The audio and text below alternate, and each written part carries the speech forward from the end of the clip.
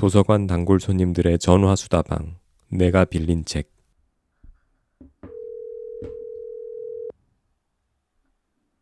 안녕하십니까. 도곡정보문화도서관 단골 손님 김민식입니다. 안녕하셨습니까? 성북길빛도서관 단골 손님 박동훈입니다. 지난 한 주 잘 보내셨나요? 네, 네 바쁘게 보냈습니다. 이제 점점 날씨가 조금씩 더워지는 것 같아요. 아니 오늘 아침 지금 우리 6월 14일? 네. 예, 6월 14일 아침 6시인데 네. 아니 벌써 덥네요. 그래서 예. 어제 저 같은 경우 이제 아침에 이제 양재천 가서 좀 달리고 그랬거든요. 네. 이제는 12시 넘으면 이제 야외 활동 자제해야 될 것 같아. 맞아, 더워져. 맞아. 맞아. 이제 여름에는 이제 우리도 시에스타가 필요해요. 맞아. 아니 그리고 이게 왜냐면 이게 스페인이나 이런 데서 시에스타를 하는 이유가 있잖아요. 그 나라의 독특한 어떤 기후 환경 때문에 그런데 네. 한국도 이제 기후 환경이 변하고 있어. 네. 우리도 이제 여름에는 낮에 1시간 정도 사람들 휴식 시간을 보장해주는 뭔가 있어야 되지 않을까. 오늘 그래서 저는 지금 날도 좋고 간만에 또 이제 공기도 비가 왜 오거나 내린 다음에 공기도 맑고 그래서 아침에 우리 박동 부장님과의 방송이 끝나고 나면 제가 좋아하는 한양도성 순선길을 한번 걸어야겠다. 왜냐? 네. 더 더워질 거기 때문에.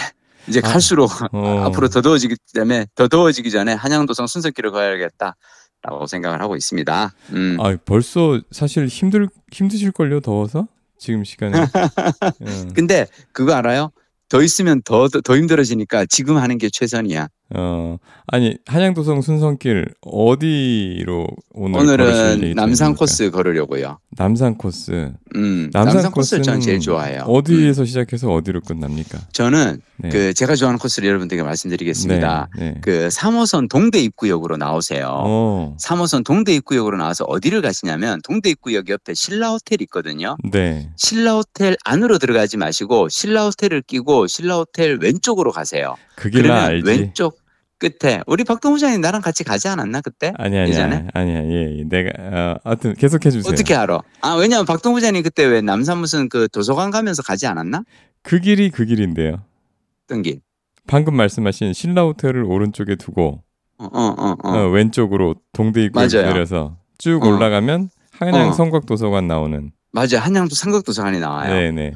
근데 한양 성곽도서관이 왼쪽에 있고 맞아요. 그걸 그냥 하고 쭉 올라가면 이제 남산타워까지 쭉 올라갈 수가 있어요. 그 길을 그렇군요. 따라. 그게 그리고 한양도성 순선길의 그 코스예요. 그 맞아, 코스고 맞아. 네. 이걸 따라 그러니까 오른쪽에 신라 호텔이고 신라 호텔을 두고 쭉 올라가면 끝에 이제 저기 남산 국립극장이 나와요. 네네. 그러면 남산 국립극장으로 큰 길을 건너셔야 돼요. 네. 횡단보도 신호에서 큰 길을 건넌 다음에 역시나 근데 그 국립극장 다음에 이제 남산을 올라가면은 오른쪽으로 가면 남산 순환로가 나와요. 우리가 흔히 아는 왜 남산 한 바퀴 뺑 도는 사람들이 달리기 좋아하는 그 코스가 있고 거기에서 오른쪽으로 가지 마시고 왼쪽으로 조금만 더 가다 보면 다시 그 성곽길이 이어지거든요. 그래서 성곽길은 남산 순환도로하고 조금 달라요.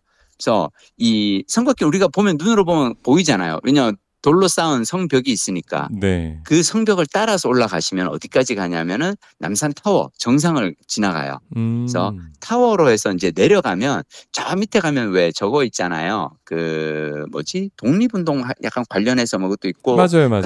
한양 남산 도서관 있고 내려가면 남산 도서관 있고 한양도성 그 순선길에 그 기념관이 있어요. 그래서 그 관련한 정보 같은 거 알려주는 데가 있고 그거 다 해서 다 내려오면은 이제 남대문 시장이 나오는데 거기에서 감액골 손만두집이 있습니다. 칼국수와 만두. 우리 박동훈님 나랑 옛날에 같이 가서 이 집 가서 먹지 않았었나? 그랬죠.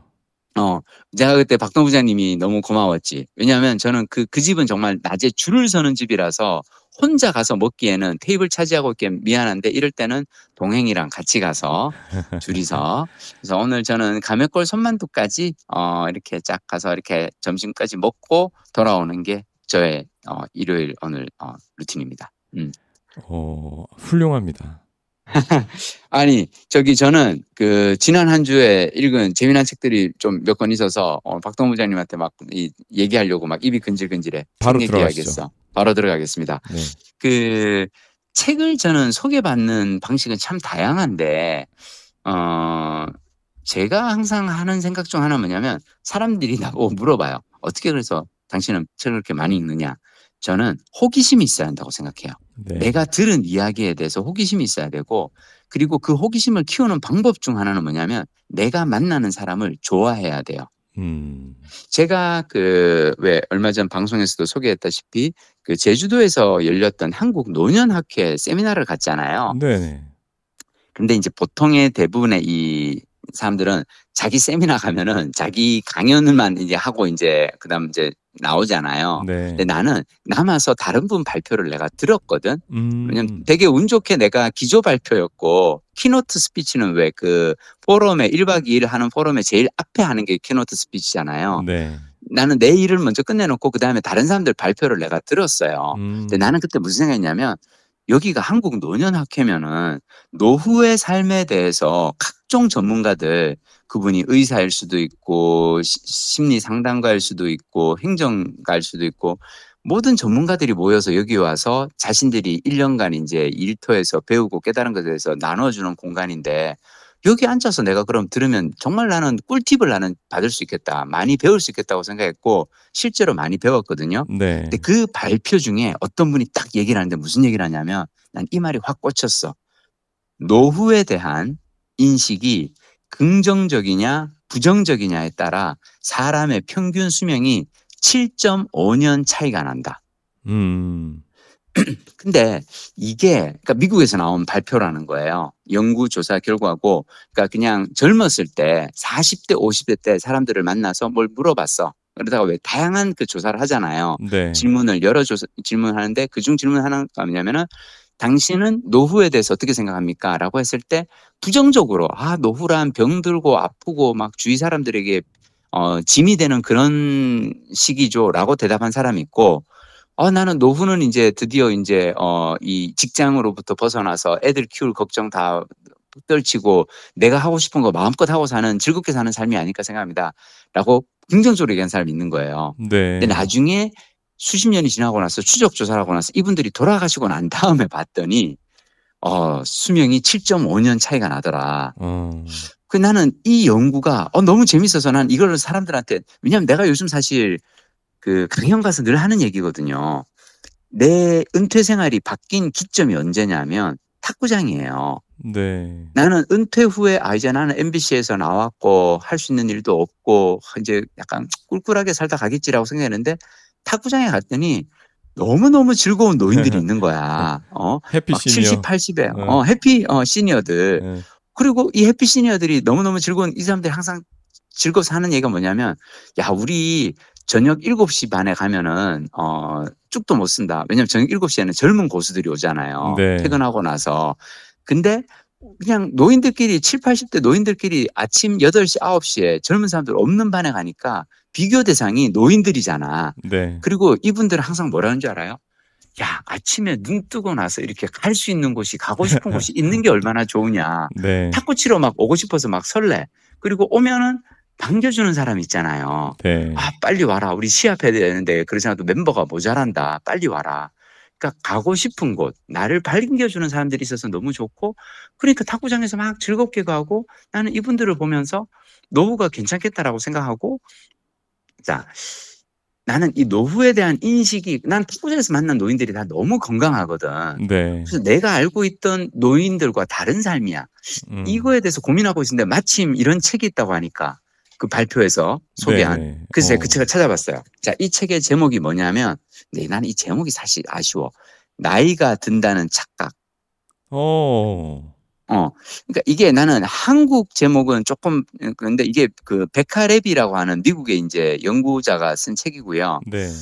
이분이 그 오하이오 연구라고 하는 그러니까 사람들이 이미 돌아가신 분들이에요. 돌아가신 분들이 젊었을 때 막 그 인터뷰를 하고 이 사람의 어떤 그 건강이라든지 다양한 정신 건강에 대한 인식 조사를 한 그거에서 질문 항목락을 찾아가지고 노후에 대한 어떤 인식 차이를 갖다가 이분이 이제 연구를 이제 한 건데 이걸 이제 논문을 이제 발표를 하면서 이분이 그랬어요. 만약 어떤 바이러스가 있어. 근데 네. 그 바이러스가 인간의 수명을 7년 이상 깎아먹는 걸로 밝혀졌다면 그 바이러스의 원인을 밝히고 치료법을 찾는데 엄청난 노력이 투입됐을 거 아니에요. 네. 왜냐하면 그 바이러스만 치료를 하면은 사람의 수명이 평균 수명이 7년 이상 늘어나니까. 네. 자, 이 노후에 대한 부정적인 인식을 만들어내는 바이러스가 뭔가 이 사람이 찾아봤다는 거죠. 그게 뭐냐? 노인을 폄하하는 사회적 분위기라는 거예요. 그런 분위기를 만든 사회가 노인을 멸시하는 태도와 이 행동을 허용하지 않는다면 문제는 대체로 해결된다. 그러면서 이분이 하는 얘기가 뭐냐면 우리가 사회적으로 그러니까 내가 아무리 노후에 대해서 긍정적으로 생각을 가지려고 해도 우리가 주위에서 늘 듣는 얘기가 늙으면 죽어야지. 늙으면 죽어야지. 야, 나이 저기 회사 나와봐라. 퇴직하고 나면 니는 이제 어디 뭐 별 볼 일 없고 니 찾아주는 사람들도 없고 니는 불쌍하고 외로운 비참한 인생을 살다 갈 것이다. 이런 얘기만 듣다 보면은 내가 아무리 긍정적인 사람이라도 그 영향을 받는다는 거죠. 그러면서 이 사람이 우리가 왜 노후에 대해서 부정적인 생각을 갖게 되느냐. 이 메커니즘을 딱 이분이 정의를 하는데 4가지래요. 1번. 어릴 때부터 평생에 걸쳐서 사회에서 흡수되어 내재화된다는 거야. 네. 우리가 어려서부터 듣는 얘기들이 우리 속에 내재화가 되는데 자 중요한 거는 이게 우리가 어릴 때는 노후에 대한 얘기가 듣기는 들어. 그래서 노후는 불쌍하지 노인들은 불쌍하지 이게 남 얘기다. 근데 이게 무의식적으로 계속 2번째가 무의식적으로 작용해요. 계속 사회적으로 받는 영향을 받아서 무의식적으로 작용하는데 3번째가 뭐냐면 자기 관련성이 생기면서 영향력이 커진다는 거예요. 네. 자 이게 무슨 얘기냐면 우리는 실제로 내가 늙기 전까지는 부정적인 연령 인식이 나에게 크게 영향을 주지 않는데 이를테면 이거야. 내가 나이가 25살이에요.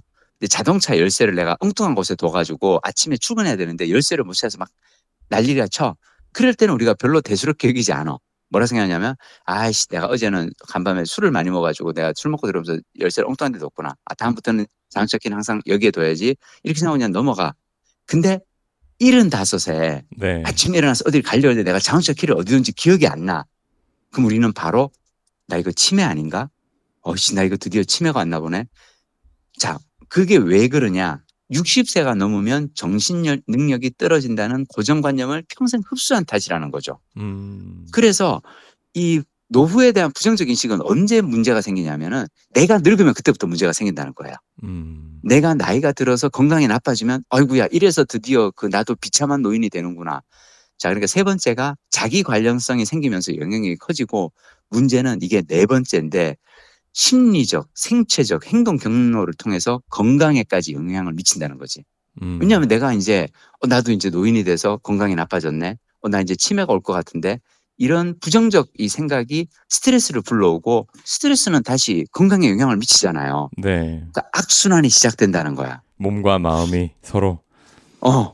그래서 이분이 이제 이 책에서 사실 제일 많이 하는 얘기 중 하나는 뭐냐면 그래서 앞으로 우리는 어떤 걸 보여줘야 되냐면 노인들이 즐겁고 건강하게 사는 노인들의 삶을 사회적으로 많이 이제 이거를 퍼뜨려야 된다는 거죠. 뭐 이를테면 이제 우리가 왜 알고 있는 박막리 할머니 왜 나이 70 넘어서 막 해외 손녀랑 같이 해외여행 다니면서 여행기 찍고 막 이러시는 분. 네. 이런 걸 하고 이분이 심지어 이제 우리가 왜 나이 들면은 기억이 조금 떨어진다. 뭐 이런 얘기를 하잖아요. 네네네. 근데 이게 아니라는 거를 이분은 책에서 이제 사례를 보여주는데 그게 뭐냐면 어떤 연극 배우가 있어요. 84세의 은퇴한 연극 배우가 있는데 존 베이신저라는 분이야. 근데 이분이 나이 60이 되던 해에 뭘 했냐면은 존 밀턴의 신라권 암기에 도전했다는 거예요. 존 밀턴의 신라권 암기는 이 18세기 서사시인데 6만 자 분량이에요. 네. 이 6만 자 분량을 이거를 총 암기를 하는데 시간이 그러니까 암송하는데 사흘이 걸려요. 잠깐만. 그거를 암송한 상태에서 쭉 풀어내는데 사흘이 걸린다고요? 사흘이 걸린다는 거예요. 잠 자고? 그렇지. 잠자고 먹고 자고 하면서 이제 그런데 이제 뭐냐면 이분이 연극 배우였잖아요. 그래서 이분이 나이 60세가 되던 해에 존 밀턴의 신라권을 암기를 해야겠다. 이 책을 나는 암기하겠다라고 하고 해서 이거를 이분이 하루에 7줄씩을 외웠대요. 하루에 7줄씩 외우는 그걸로 하고 8년이 걸렸대. 그래서 8년이 걸려서 6만 자 분량의 방대한 시를 완전히 암기하는 데 성공해가지고 이분이 사흘간 사람들 앞에서 무대에서 특별 낭송회를 열었는데 중요한 거는 20년이 지난 지금도 그는 전편을 기억하고 있고 아침마다 머리를 푸는 의미로 12편 중 하나를 전부 암송한대요. 와, 그러니까 이제 이분이 이제 하는 얘기는 뭐냐면 우리가 흔히들 그 노후가 되면 뭐 지적 능력이 떨어진다, 뭐 신체 능력이 떨어진다. 왜 요즘 왜 그런 분도 있잖아요. 이 책에 그분도 나와. 철인수녀라고 알아요? 몰라요. 할머니, 수녀 할머님이신데 네. 나이 80에 철인 3종 경기를 하시는 분이 있어요. 그러니까 우리가 지적, 정신적으로나 육체적으로 노쇠해진다고 하는 그게 잘못된 이 관념이다. 그렇지 않은 사람들이 있다. 광고에서 본 것 같은데요. 그치. 철인수녀 그분 광고에도 나오고 그런 분이야. 그래서 이분이 뭐라 그러냐면 노화는 이제 생물학 저자는 생물학적 과정이지만 네. 이 사실은 이 노화가 문화적 편견의 산물일 수도 있다는 거죠. 건강에 유전자가 주는 영향은 25%에 불과한데 자 그러면 건강의 4분의 3은 그러니까 유전자는 우리가 통제할 수 없는 요인이니까 나머지 75%는 우리가 통제할 수 있는 환경 요인인데 그 환경 요인 중 하나가 뭐냐면 연령에 대한 인식이라는 거예요. 긍정적인 인식을 주위 환경에서 받느냐 부정적인 인식을 받느냐. 제가 그래서 이 책을 읽고 나서 제가 지금 한 결심이 뭐냐면 나는 즐거운 노인으로 살아야겠다. 이미 즐거우신데. 맞아. 이미 즐거워. 하여튼 그래서 즐겁게 살아서 사람들에게 보여줘야겠다. 이제는 60 이후에 얼마나 우리가 인생을 즐겁고 행복하게 살 수 있는지를 사람들한테 보여주는 것이 공중보건에 이바지하는 길인 거야. 노후를 즐겁게 사는 노후의 삶을 사는 사람들이 막 자신의 걸 보여주고 많은 젊은 사람들이 나도 60 넘어서 저렇게 살아야겠다. 라는 생각을 하면은 노후에 대한 인식이 바뀌고 그것이 선순환으로 들어가서 건강해지고 이런 그래서 되게 이 책 보면서 많이 그랬는데 개인적으로 참 제가 이번 주에 이제 그 월요일부터 2박 3일간 그 속초 강릉 자전거 여행을 다녀왔습니다. 다녀오셨죠? 다녀왔어요. 맞다. 박동 부장님 미안해요. 작년에 우리 박동 부장님이랑 갔던 그 길을 올해는 혼자 갔네. 네. 근데 이게 제가 이제 역시 이것도 저의 저것 중 하나인데 저는 20살에 자전거 전국 일주를 했잖아요. 네. 제가 이 전국 일주를 하면서 가장 그때 좋았던 코스가 속초에서부터 강릉까지 가는 그 동해안 자전거 도로였거든. 네. 당시에는 7번 국도였어요. 그래서 그때 나는 무슨 결심을 했냐면 이 도로가 너무 자전거를 달리기가 너무 아름다운 이 도로를 내가 나이 60에도 달리고 싶다는 생각을 했거든. 네. 근데 내가 딱 했던 생각이 나이 60에 내가 저 도로를 달리기 위해서는 나이 50에도 달려야 되는 거예요. 나이 50, 55, 57, 58에 매년 그 길을 달려야 60에도 달릴 수 있겠죠. 네. 뭐냐면 20살에 달리고 30년, 40년 동안 안 가다가 갑자기 나이 60에 내가 가서 달린다? 그건 쉽지 않아요. 기본적으로 나는 어떻게 생각하냐면 우리가 즐거운 노후란 어떻게 오냐면 30대, 40대 삶이 불행한 사람이 60에 갑자기 행복해질 수는 없어요. 30에, 40에, 50에 늘 즐겁고 행복하게 사는 사람이 즐겁고 행복한 노인이 되는 거지. 근데 내가 이제 이 얘기를 왜 하냐면 화요일 날 아침에 이제 우리 왜 그때도 속초에서 자고 수요일 날 우리가 강릉에서 숙소를 잡았기 때문에 속초에서 우리 왜 쭉 올라갔잖아요. 그렇죠. 예, 오른쪽에 바다 동해를 두고 올라가야 끼고 왼쪽에 설악산을 끼고 그렇죠. 쫙 올라가잖아. 그때 우리 왜 화요일 날 아침 어디서 먹은지 기억나요? 네, 주문진이었나요? 맞아, 주문진항. 해 뜨는 거 밥 먹다가 그렇지. 해 뜨는데 빨리 가서 봐야 돼. 빨리 가서 거기가 왜 주문진항에 우리가 그때 아침에 조식 먹었던 집이 그렇게 일찍 아침 6시 반인가 막 그랬잖아. 맞아요. 일찍 왜 문을 연 이유가 우리가 그때 봤더니 어선 들어오는 오징어잡이 맞아. 배 공판장 맞아. 공판장에서 일하시는 분들이 막 와서 식사하고 그랬잖아요. 네네. 그러니까 내가 그때 오늘 이번 주에도 아침은 거기 가서 먹어야겠다. 왜냐 주문진항은 오징어잡이 배들이 오징어잡이 배는 언제 일을 해요? 밤새 일을 하잖아요. 네. 왜 밤에 저기 뭐 집어등 켜놓고 네. 그 컴컴한 바다에 이렇게 불 한이 밝혀놓으면 오징어들이 그거 보고 올라오고 그래서 오징어잡이 배들이 밤 이제 해 뜨면 이제 돌아오잖아요. 네. 그래서 이 돌아온 분들이 퇴근길에 이제 들러서 아침 먹는 데가 이제 식당이 있잖아. 네. 이번에 내가 이제 그 아주 예술인 그 생선자 구이집을 내가 발견했어. 내가 다음에 우리 박동 부장님이 은퇴하고 나면 박동 부장님 가면 내가 그 생선집을 생선 구이집을 갈 텐데 네. 맛있었어. 근데 그 생선 구이집에서 밥을 먹는데 내 앞 테이블에 네. 오징어잡이배 이제 이 내리신 어부들이 이제 식사를 하시는데 이분들 얘기를 들으면서 내가 깨달은 게 몇 가지가 있어요. 네. 다들 나이가 70대야. 60대, 70대 할아버지들이 밤새 오징어잡이배를 타고 이제 퇴근길에 하는데 일단 이분들 하시는 말씀 1번. 이제 나이 들어서 일하려니까 힘들다. 내가 나이 70에 이제 배 타고 하니까 힘들다. 2번. 같이 일하는 젊은 러시아 친구가 말이 안 통해서 힘들다. 왜냐하면 네. 이제 더 이상 그 오징어잡이배를 타는 젊은 20, 30대는 없잖아요. 네네. 당신은 20대, 30대 때 왜 나이든 선주의 선주가 모는 배를 타고 20대, 30대 막 하면서 일을 배웠잖아. 네. 근데 문제는 지금은 이 일을 배울 젊은 한국인 이 노동자는 없기 때문에 러시아에서 온 친구가 배를 타는데 문제는 얘가 말이 안 통하니까 사실은 밤에 그 컴컴한 밤에 오징어잡이 배를 타면서 일한다는 좀 위험할 수 있잖아요. 네. 발 잘못 디디고 뭐 이렇게 그물 하나 손질 잘못해가지고 누가 빠지면은 바로 위험할 수 있어요. 말이 안 통하는 애를 데리고 같이 일하니까 자기는 힘들다는 거야. 겁도 네. 나고 네. 얘가 뭘 잘못할까봐. 3번째가 뭔지 알아요? 네. 배랑 장비가 낡았어. 오징어잡이 배도 낡았고 장비가 낡았는데 선주가 새로 투자를 안 한다는 거야. 안 하지. 왜냐면 이게 사양 산업이잖아요. 네. 점점 지금 그리고 이 바다 기온이 상승하면서 기후 변화로 인해서 이 어종이 바뀌고 있대요, 지금 동해 바다에. 맞아요. 어종이 바뀌고 있어서 오징어 잡이가 예전만 못하대. 어획량이 줄고 있다는 거야, 매년. 그래서 이 3가지 문제 때문에 힘들다는 거야. 네. 나는 나이가 들고 같이 일하는 애는 말이 안 통하고 그리고 내가 쓰는 장비는 낡았고. 그래서 나는 근데 한편으로는 나는 이분들의 삶을 약간 보면서 다른 생각을 한 게 뭐냐면 이분들은 그래도 행복한 분들이구나.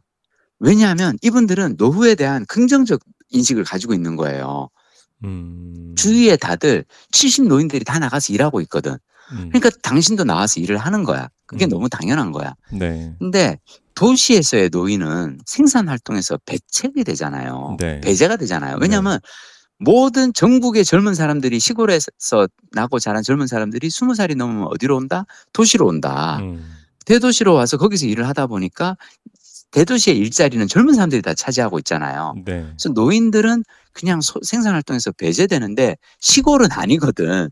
시골은 노인이 일을 안 하면 일을 할 사람이 없어.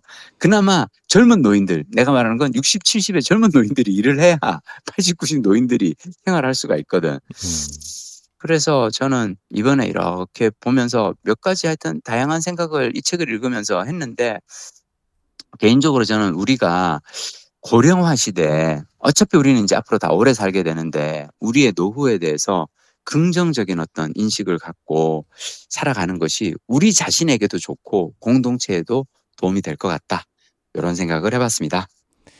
야, 2박 3일 동안 하셨다고 했죠? 너무 좋았어. 늘 느끼지만 이 동해안 자전거 여행은 진리입니다. 같은 코스를 한 10번은 하셨을 것 같은데요. 맞아요. 아니야, 10번까지는 안 되고 한 7, 8번까지는 될 것 같은데 항상 느끼는 건데 너무 좋아요. 그리고 저는 그 강릉에서 왜 우리가 작년에 갔던 그 강릉 그 솔숲길 있잖아요. 네네. 소나무 사실 그 길이 자전거 길은 아니잖아. 사람들이 다들 맨발로 다니고 왜 그냥 모래 있고 막 그래서 소나무 숲 사이로. 근데 나는 그 길을 자전거를 기어를 최대한 낮추고 이렇게 조용히 이렇게 천천히 이렇게 가거든. 네. 그런 순간도 좋고 영랑호 또 이번에도 한 바퀴 또 영랑호. 돌았거든요. 영랑호도 너무 좋잖아 왜. 맞아. 그래서 다시 한번 느꼈지만 그냥 내가 즐기는 루틴이 딱 있다는 거는 되게 행복한 삶이 아닌가 그런 생각이 들었습니다. 우리 저 김민식 작가님 루틴을 구글 지도에 이렇게 표시해서 1년 코스로 돌아봐도 굉장히 알찬 코스입니다, 이게 사실. 근데 하여튼 여러분 동해안 자전거 여행까지는 아니더라도 한양도성 순석길은 꼭 한번 걸어보시길 바랍니다. 왜냐하면 저는 걷기 여행이 되게 중요한 것 중 하나는 걸으면서 과거와 대화를 나눌 수 있어야 한다고 생각하는데 한양도성 순석길은 사실 역사와의 대화잖아요. 네. 우리 300년 전, 400년 전 조선시대 그 선조들이 어떻게 그걸 했는지 그게 있고 뭐 보면은 뭐 스탬프 찍으면 완주 기념 배지도 주시고요. 그리고 막 이제 이 한양도성 스탬프 투어라 그래서 지도 같은 것도 있거든. 네. 그 막 해설도 있고 보면은 그 이 지도에 보면 뭐라고 적혀 있냐면 사람이 반드시 갖춰야 할 덕목 그래가지고 인의 예지 뭐 이렇게 신 이렇게 돼 있어요. 네. 그러니까 인 어질고 의롭고 예의 바르고 지혜롭고 네. 신 믿음직함 이렇게 돼 있거든. 네. 근데 이게 다 뭐냐면 한양도성에서 우리가 만나는 그 문들의 이름이에요. 흥인지문, 원의문, 숭례문, 숙정문. 자, 무슨 말인지 알겠죠? 야, 그런 깊은 뜻이. 그런 깊은 뜻이. 그러니까 이게 한양도성을 짓고 우리가 성문이 8개가 있는데 네. 그 성문의 이름을 동서남북 4대문의 이름을 지을 때 유교의 덕목인 인의예지 어질고 의롭고 예의 바르고 지혜롭고 그거에 따라서 숭례문, 돈이문, 흥인지문 이렇게 지었다는 거예요. 즉 이 길을 걸으면서 조선시대 이 선조들과 대화를 나눈 것 같은 그러니까 그 선조들은 그 시절에 무엇을 중요하게 여겼나 이런 것도 있고요. 그냥 이렇게 걷는 서울 둘레길도 좋지만 한양도성 순서길도 여러분 꼭 한번 걸어보셨으면 좋겠습니다. 한양도성 를 역사와 문화와 이런 얘기들을 엮어서 책으로 내면 거의 뭐 전집이 나올 것 같아요. 예. 근데 어딘가에 있을 것 같은데 그런 어딘가 책은 있을 것 같은데 어딘가 있을 것 같아. 한번 찾아봅시다 우리가. 네, 예스24가 지금 접속이 안 돼서 교보를 아직도 접속이 안 돼? 예스24 불안해서 접속을 못 하겠어요. 혹시 접속했다 뭐 걸릴까봐. 아 그렇구나. 아이고. 참고로 참 제가 지금 소개드린 이 나이가 든다는 착각은 밀리의 서재에서 제가 찾아 읽었습니다.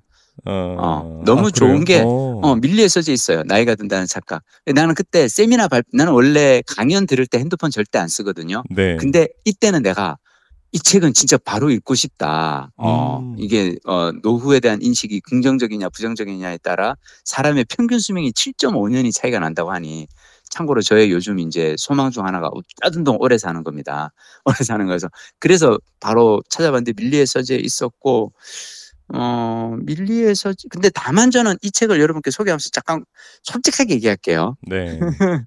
재미는 없어 이 책이. 아이고 이거 그러면 우리 김 작가님이 핵심만 풀어주시는 거를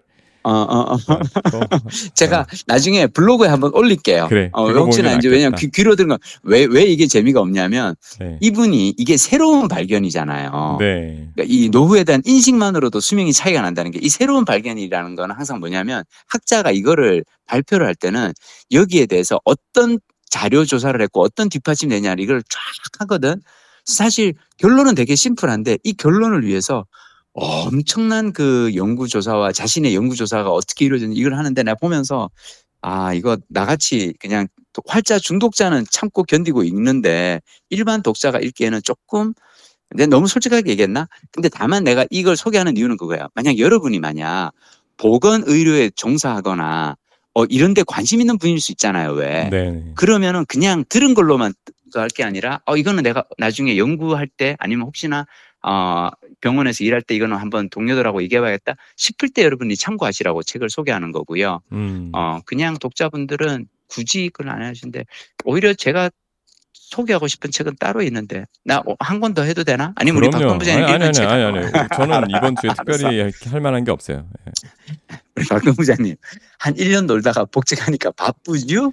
더럽게 바쁩니다. 더럽게 바쁘죠? 난 있잖아. 박동 부장님 요즘 이렇게 책 읽을 시간이 없다는 얘기 듣고 아씨 나는 내가 지금 벌써 명퇴하고 5년이 지났잖아요. 네. 나는 절대 이제 정규직으로 난 못 따라가겠다라는 생각이 들어요. 이 루틴에 익숙해지고 나니까. 아니 사실 좀 얘기 좀 해봐. 조금 놀아도 그러니까 뒷방 늙은이처럼 회사에서 살아도 되긴 돼요. 눈치는 좀 보이겠지만. 근데 그러고 싶지는 않더라고요. 자, 박동 부장님. 네. 이게 되게 중요한 깨달음이에요. 뒷방 늙은이처럼 살아도 됩니다. 하지만 그러고 싶지는 않더라고요. 네. 이 깨달음이 나는 박동 부장님, 나는 박동 부장하고 나하고 잘 맞는 이유가 그거든. 나도 마찬가지예요. 2020년에 MBC에서 구조조정을 하면서 드라마 PD들을 모아놓고 했던 제안이 딱 이거예요. 니들 우리가 자르지는 않을게. 근데 MBC가 이제는 옛날처럼 드라마를 많이 만들 수가 없어. 드라마 제작하는 환경이 너무 바뀌었어. 2020년 즈음에 일어난 변화 중 하나가 뭐냐면 여러분 OTT나 이런 쪽이 너무 강해지면서 특히나 넷플릭스라든지 디즈니 플러스가 막 그때 막 이 한국 드라마 막 유치 경쟁을 하면서 엄청난 제작비를 제안을 한 거예요. 네. 그래서 뭐 오징어 게임이라든지 요즘 폭삭 속았어처럼 화제작들은 다 이제 넷플릭스에 올라오잖아요. 네. 왜냐하면 공중파에서 제안하는 제작비의 2배, 3배를 제안을 해버려요. 네. 그럼 내가 배우라도 출연료 1,000만 원 주는 데보다는 3,000만 원 주는 데 가겠지. 자, 그러다 보니까 MBC에서 결정한 게 뭐냐면 이제 우리는 이거를 따라가지를 못하겠다. 어느 정도까지는 막 따라가려고 했거든. 경쟁을 하려고 하다가 포기해버린 거예요.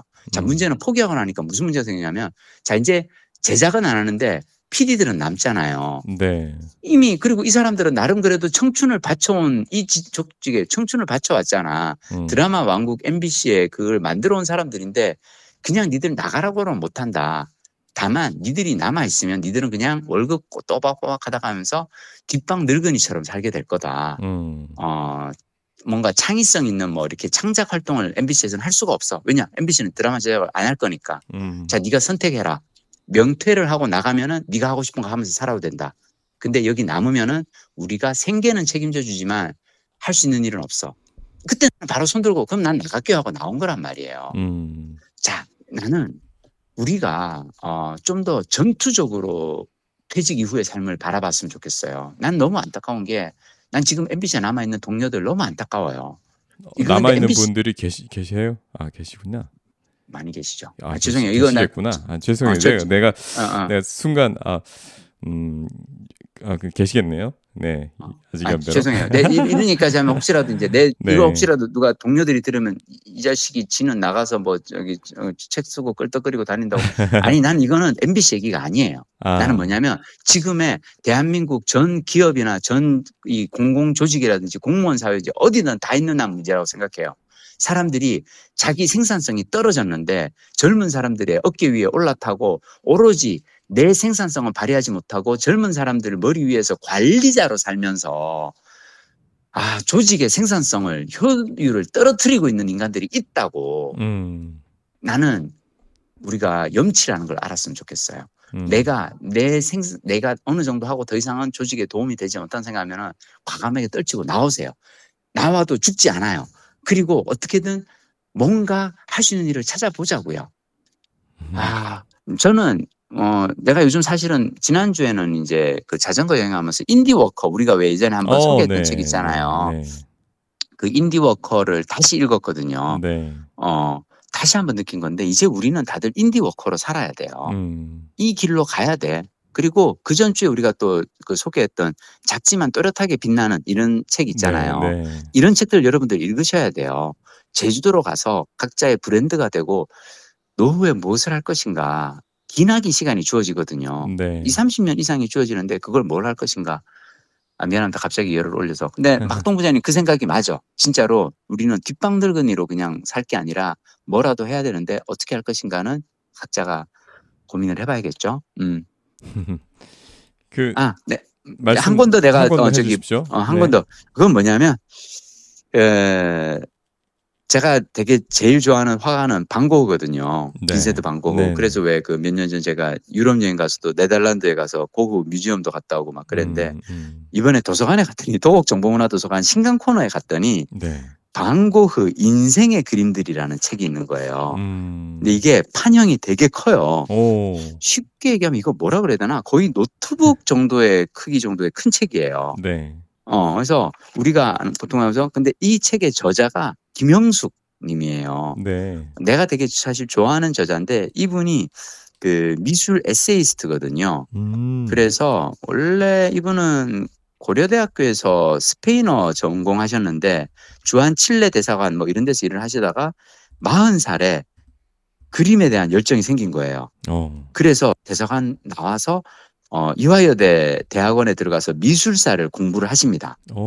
자, 이게 중요해요. 내가 뭔가 노후에 뭔가 하고 싶은 일이 생기면 일단 공부부터 해야 돼.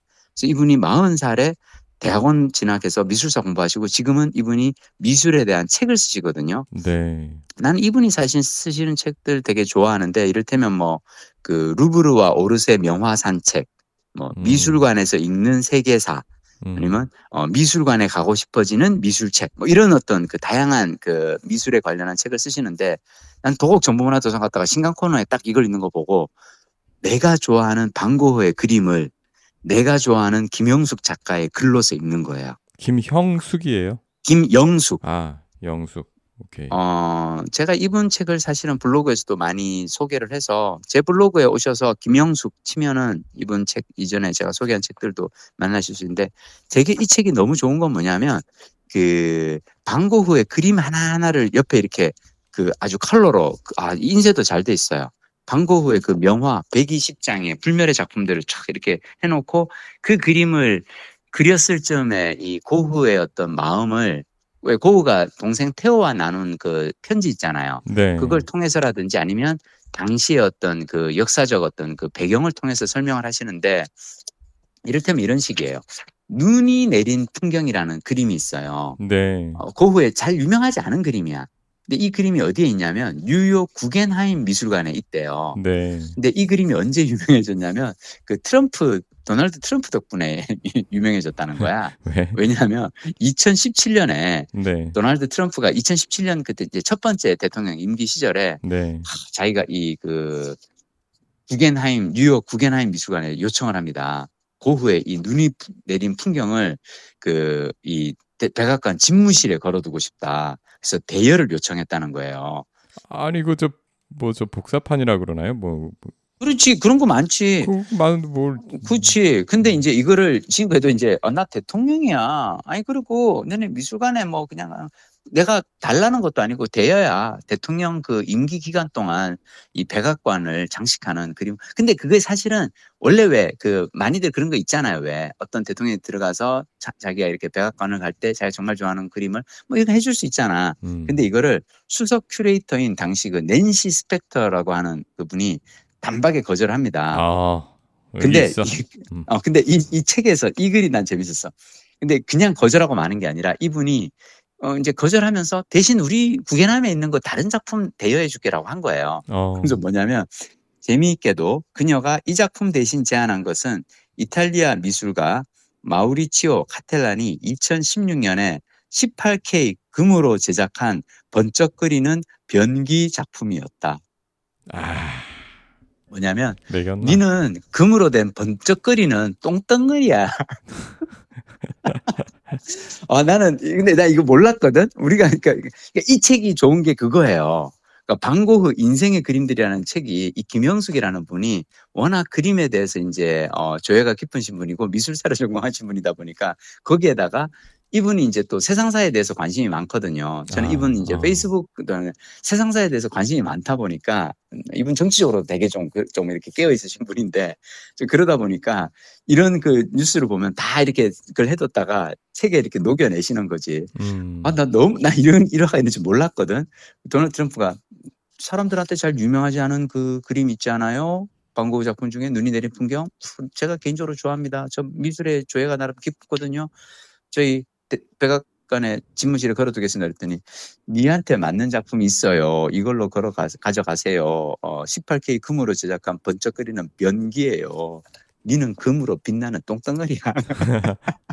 아니, 하여튼 약간 이런 그게 있어서 너무 좋아요, 이 책. 아니 근데 이 트럼프가 뒤끝이 강하잖아요. 뒤끝 그렇지. 세잖아. 괜찮아. 요즘 그 왜 하버드랑 하는 거 보면은 구겐하임 또 진짜. 이 낸시 걱정되네. 괜히 걱정되지. 하여튼 근데 저는 개인적으로 이 방구 인생의 그림들 이 책을 읽으면서 너무 행복한 거는 진짜 고흐의 그림과 거기 얽힌 이제 이야기들. 물론 가슴 아픈 이야기도 많죠. 고흐의 이야기는 특히나 이 뭐 고흐의 사랑 이야기라든지 인생의 가슴이 아픈 이야기도 많은데 개인적으로 저는 제가 고흐를 좋아하는 이유 중 하나는 그거예요. 정말 외로운 사람이었는데 그 외로운 사람이 외로움의 순간에도 자신의 삶의 시간을 절대로 허투루 쓰지 않았다는 거예요. 37의 짧은 생애를 마감했지만 그는 10년 가까운 이 화가 생활 동안 900여 점의 회화를 포함해서 무려 2100점에 가까운 작품을 남기잖아요. 네. 그리고 동생과 끊임없이 편지로 교류를 하면서 자신의 생각을 글로 남겼고 근데 이렇게 글로 남긴 이유 중 하나는 고흐는 엄청난 다독가였거든요. 책도 엄청나게 많이 읽었고 그래서 나는 우리가 노후에 이렇게 살아야 되지 않을까.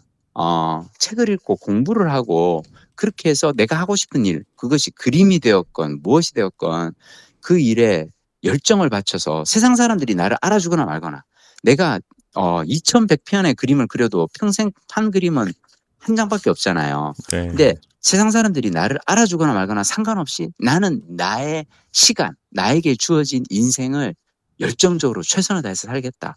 전 이런 태도를 항상 고흐의 그림을 볼 때마다 느끼는데 여기에는 해설가가 필요해요. 그냥 그림만 봐서 몰라요. 김영숙이라는 작가의 탁월한 해설을 통해서 여러분들이 고흐의 작품을 음미해 보셨으면 좋겠습니다. 이 책에 글이 많지는 않죠. 그림 반, 글 반이에요. 그림 반, 글 반. 그러니까 그림이 하나 있고 그 그림에 대한 글이 있고. 그렇죠. 맞아요. 120장의 그림이 있고 그 120장의 그림에 대한 120편의 글이 있어요. 참고로 이게 2025년 4월 28일에 나왔으니까 진짜 새끈새끈한 새 책이다. 근데 나는 도곡 정보문화도서관 이게 좋아. 신작 코너에 좋은 책들이 많이 들어와. 이거 빌려줘요? 빌려주죠. 나 이거 지금 대여해서 집에 가지고 왔는데. 보통 그런 책들은 안 빌려주기도 하는데.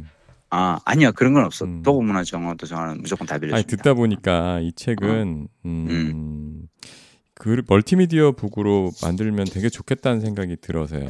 역시 또 우리 박 부장님은 항상 그 눈으로는 그림 보면서 이 텍스트는 듣고. 근데 박 부장님 감히 나는 여기에 어깃장을 놓자면 왜냐 이게 그 멀티미디어 북으로 가면은 그 화면으로 그림을 보잖아요. 근데 나는 왠지 이 종이 질감에 이 그림도 좋거든. 종이 질감에 나는 왠지 이 책은 한권 소장하고 싶다는 생각도 들고 막 그래요. 아니 저는 그래서 그 화면으로는 그림을 보고 귀로는 들으면서 그래도 되고 알겠다. 지금 우리 김 작가님 원하시는 방식으로도 가능해요. 종이가 있고 오디오 그 텍스트는 QR 코드를 하나씩 박아줘서 나는 종이를 보면서 그렇지. 글은 QR 코드를 통해서 이 텍스트는 듣고 그러면서 별책 부록으로 또 고흐는 돌아다니면서 작품 활동을 했잖아요. 많이 옮겨다니면서. 맞아요. 그거를 이제 그 구글 어스로 묶어서 또 QR로 제시를 해주면 고흐가 어디서 옮겨다니면서 그러니까 작품하고 위치 그 지도를 또 하나씩 매칭을 시켜줘서 그렇게 내도 좋겠다.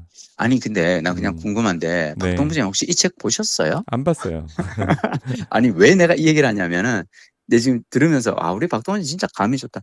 이 책에 목차가 어떻게 돼 있냐면 1장 네덜란드 시기 2장 파리시기, 3장 아를시기, 4장 생냄시기 이렇게 돼 있어요. 네. 그러니까 뭐냐면 1장 화가로서의 여정 시작 네덜란드 시기, 그다음에 2장 색과 빛의 실험기 파리시기, 3장 강렬한 색감과 창작의 절정기 아를시기. 프로방스. 고뇌 아를시기. 그리고 고뇌 속에서 이룬 예술적 성장 생레미 시기. 그리고 생의 마지막 걸작들 오베르슈이르 우아즈 시기. 딱 5 장소에 따라서 이분이 이 그림들을 나눠놨거든. 이 책의 구성도 그렇고 하여튼 꼭 한번 여러분이 무조건 도서관에 가서 저기 주문부터 하세요. 그러겠네. 근데 희망도서로 주문부터 하시고 반고 인생의 그림들.